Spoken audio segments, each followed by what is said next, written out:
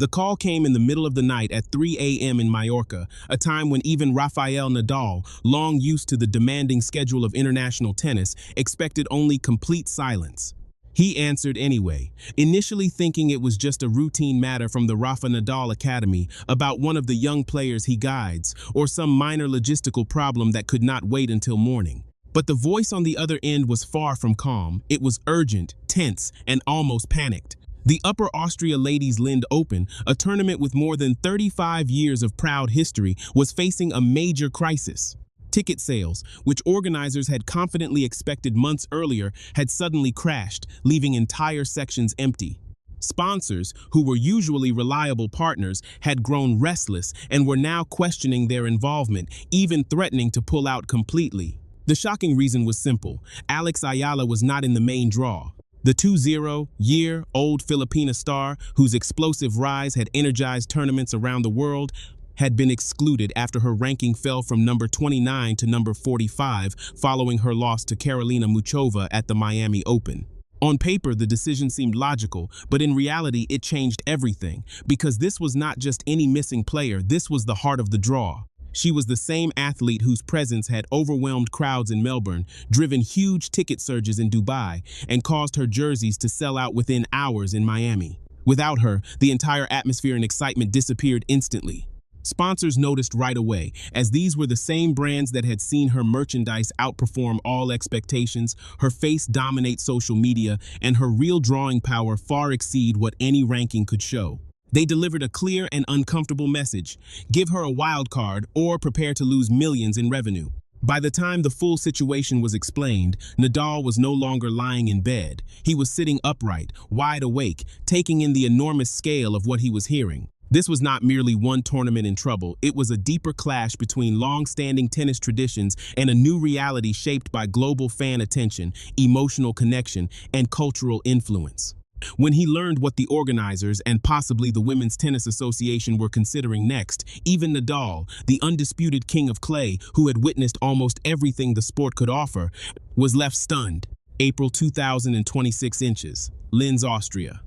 The Upper Austria Ladies Lindt Open was meant to be a joyful celebration of its 35th edition, a milestone that few events reach, promising a week of top-level tennis, bright lights, and full stands. Established champions like Katerina Alexandrova and Jelena Ostapenko were set to headline, and prize money had been raised by more than $140,000 from the previous year to show growth and ambition. Everything appeared perfectly prepared for success, until the early sales reports arrived and turned celebration into panic. Pre-sale figures were devastating, with attendance projections based on decades of steady growth collapsing dramatically. Ticket sales had dropped more than 40% compared to the year before, and sessions that always sold out quarterfinals, semifinals, and the final were now barely half full. A serious financial loss threatened the tournament's very future. Everyone knew the cause. The powerful Eala effect, the same force that had crashed ticketing systems in Miami and created a 48% surge in Dubai, was completely missing. Alex Eala, the 20-year-old Filipina who had become the most captivating figure in women's tennis, was absent from the main draw because her ranking had slipped after a fourth-round defeat to Karolina Muchova in Miami. Fans who had traveled from far away, from Melbourne to Miami, simply stayed home. For the organizers, the irony was painful. After 35 years of building strong local sponsor ties, heavy marketing investments, player programs, and facility improvements to create a dependable and respected event, none of it seemed to matter when Alex Eala was not on the draw. In today's women's tennis, ranking numbers simply could not match the irresistible pull of a true phenomenon. She was not merely a player, she had become a movement, and Linz had just discovered what running a tournament without that movement felt like. Nothing else mattered. The fans had not come for the event itself, they had come for Alex Eala, and when she was absent, they stayed away. What was supposed to be a standard sponsor meeting to review finances and discuss future plans quickly turned tense the moment ticket sales numbers were revealed. Sponsors had been closely watching the Eala phenomenon for months. They had seen the 48% ticket increase in Dubai, the Miami Open ticketing system overwhelmed by Filipino supporters, and merchandise reports where her jerseys outsold every other player combined. Their calculation was straightforward. Alex Eala meant revenue. the Lens tournament, with its modest sales and older fan base, was no longer delivering the returns they expected. Voices grew sharper and demands became direct. When officials explained that her lower ranking had kept her out of the main draw, the response was instant and firm. Get her in by any means necessary, wild card, special exemption, whatever it takes. If she is not playing, we are not paying. This ultimatum created shockwaves throughout the organization. For the first time in its 5-year history, the Lind Open was not just organizing matches, but desperately trying to handle a crisis it had never anticipated, one that no planning, spreadsheet, or past experience could have prepared them for. It was not about logistics or prize money anymore. It was about one player who had grown bigger than the sport itself. WTA rules were clear. Wild cards were at the organizer's discretion and traditionally given to local talents or promising players who had not qualified through ranking. Normally, a number 45 player like Alex Eala would not be eligible, but these were not normal times. The tournament faced financial ruin, sponsors were ready to withdraw, ticket sales had plunged, and the only athlete capable of filling the stands and restoring energy was being blocked by a ranking system that failed to capture her true worth. Inside the WTA, talks were reportedly intense and heated. Some insisted rules must be followed without exception, while others argued that rules should serve the sport's growth, and if they were now hurting it, they needed to be re-examined. After all, rankings measured on-court results but not influence, charisma, or the power to bring fans together. One anonymous official summed it up perfectly. Alex is not just a tennis player, she is a phenomenon, and if the rules are stopping the sport from thriving, then maybe the rules need to evolve. This situation highlighted a bigger tension in modern tennis, the struggle between strict structure and exciting spectacle, between regulations and real cultural impact. For the WTA, it was no longer a simple tournament choice, but a test of staying relevant in an era where one player could generate attention far beyond traditional metrics. In the middle of this storm, Alex Ayala's name held the power to either save or completely reshape the Lens Open. She had already proven beyond doubt that she could pack stadiums, sell merchandise rapidly, and attract new audiences to tennis. That kind of influence carried real value, and the WTA had to find a way to recognize it, whether through wild cards, adjusted rules, or rethinking how rankings reflect a player's actual impact. When the final decision was made, it was completely unprecedented. The WTA officially granted Alex Eala a wild card into the Lens Open main draw, citing extraordinary circumstances and recognizing her major role in expanding women's tennis. The reaction was swift, and divided critics accused the WTA of unfairly changing its own rules for a player who had not earned her place by ranking, while others saw it as a necessary step forward that acknowledged how the sport and its fans were evolving. The Eala effect had been talked about in tennis for months, but the Lens crisis pushed it into new territory. The key question was why one player's presence could be so vital to a tournament's financial survival. The answer lay in deep connection.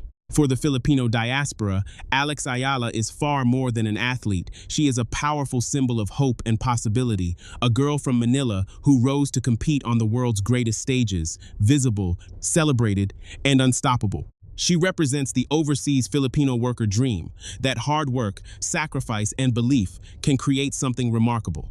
When players from countries like the Philippines, where tennis opportunities are limited, reach the top, stadiums do not just fill up, they come alive with pride.